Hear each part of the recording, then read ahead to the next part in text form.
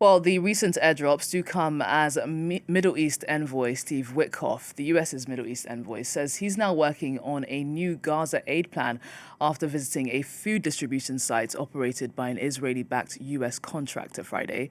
Well, let's speak more on this to Scott Lucas. He's a professor of US and international politics at the Clinton Institute at University College Dublin.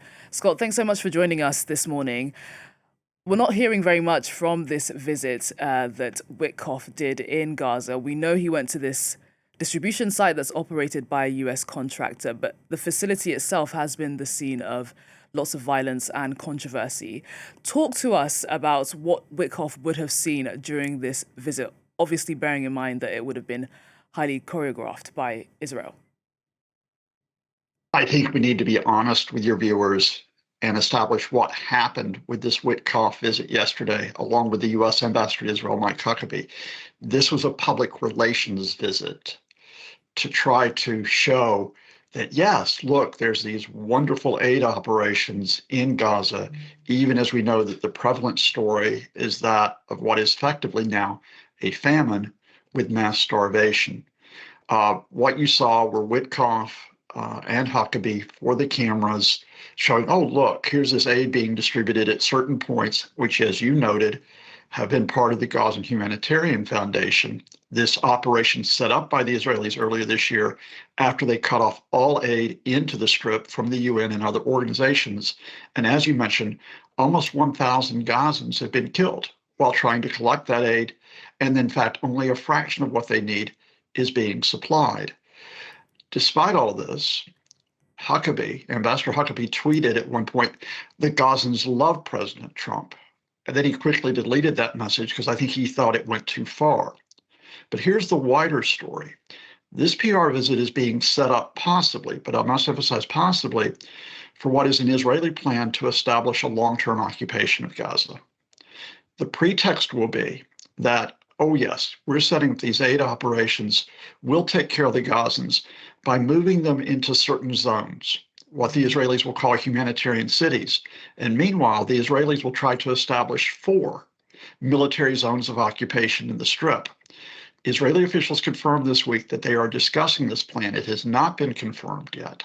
But I think what you're seeing is a move by the Trump administration to align with the possibility of that Israeli occupation and then to try to impose that on Hamas and on the Gazans. Well, let's talk about what we do know that came out of this visit, this aid plan that Witkoff is now apparently working on. What can we expect from that plan? The plan really isn't a plan in the sense of a fully developed way for Palestinians to securely get food. It's merely simply a reiteration of what is already in place. Now, there are 2 aspects of what is happening at this point. There are these very limited Israeli operations at certain points in Gaza where people have to make their way there, where they have to scramble to try to get aid, and where they have to risk being shot while they do so. Meanwhile, the UN and other organizations have tried to line up trucks on the border to get into Gaza, but the Israelis are only allowing about half of the trucks to get in after protracted delays and then holding up the others. And this is only a fraction of what Gazans had received earlier in the conflict. So there is no new plan to organize aid. I have to emphasize this.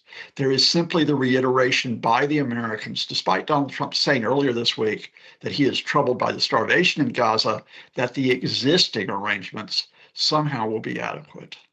Well, you did mention there that those trucks that are so badly needed, the aid that they're carrying, are being blocked at the border. Other countries are now resorting to airdrops. Tell us if you think that will make much of a difference on the ground. Again, I have to be very honest with your viewers here. You mentioned, for example, that France is providing 40 tons of assistance in airdrops. Now, that is needed. Any bit they can get into Gaza is needed. But there are 2 issues here. The first of all is that for basic food assistance in Gaza, you need 100 trucks per day, the equivalent of that. Each truck can carry up to 25 tons of assistance. Now, if my maths are correct on this, that's around about 3,000 tons that you need to, just get this right. Yeah, that's about 30,000 tons of assistance, I should say, that you need per day to go into Gaza for the basic needs of people, the basic needs of people. So the airdrops can only provide a small fraction of what is needed, even with the goodwill of France, certain countries such as Jordan, who are also providing the assistance. Airdrops also have another problem, which is people still have to get to the place where the drops are landing. And because the areas quite often are not secure, because Israel is still prosecuting a war there, the question of a secure distribution and collection of the aid is still up for grabs, as it were, when it comes to this assistance from the air.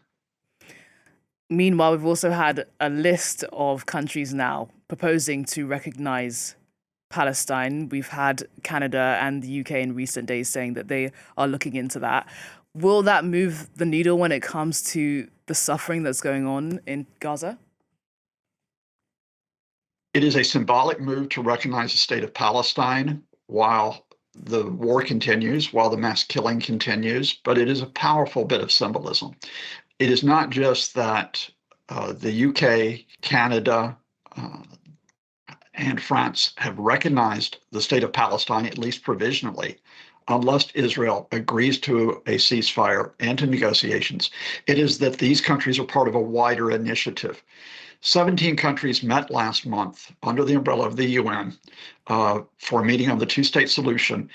Those countries included Gulf states like Saudi Arabia and Qatar. It included Egypt and Jordan. It included other countries from Europe who have recognized Palestine, such as Ireland, Norway, and Spain, countries from Latin America, from Asia, from Africa. And they made clear that it is no longer a question of negotiating with the Israelis and then hoping the negotiations will lead to a two-state solution. Unless you say you are committed to that two-state solution and therefore a state of Palestine, you're never going to get the Israelis back to the table. So yes, I think the symbolism is powerful in that it both puts the marker down that there must be a secure state of Palestine, and it further isolates the Israelis if they do not begin to rein in this war and mass killing. Scott, really good to talk to you. Thank you so much for joining us on Daybreak today.